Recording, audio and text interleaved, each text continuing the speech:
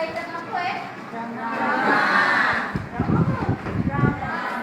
Adaptasi. Semua drama adaptasi novel kan? Berkaitan?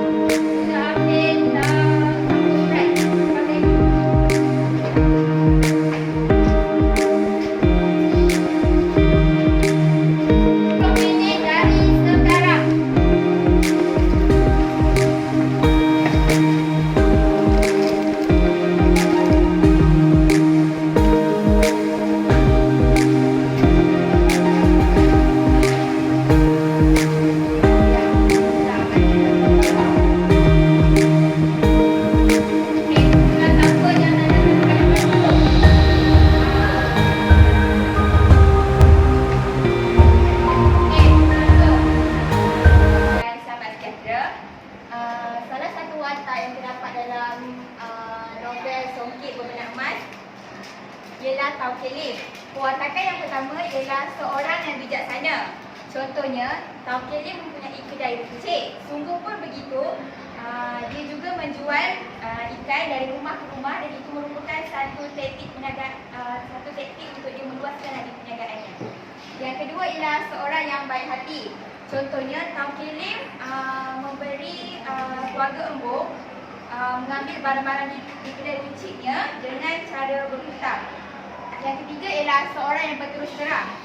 Contohnya, Taukelif memberitahu Dahlia tentang perbuatan Sermat yang menjual tapak rumahnya dengan harga RM15,000.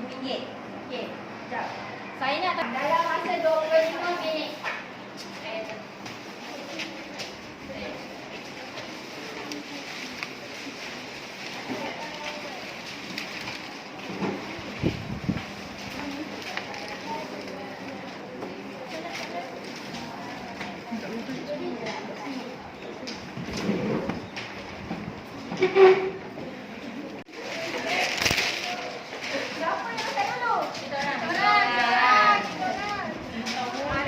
Nanti dulu. Sekarang ni Cikgu Ali yang akan Cikgu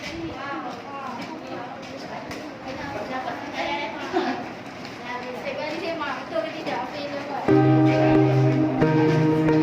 Sana dulu je. Tak ada pembintang semuanya.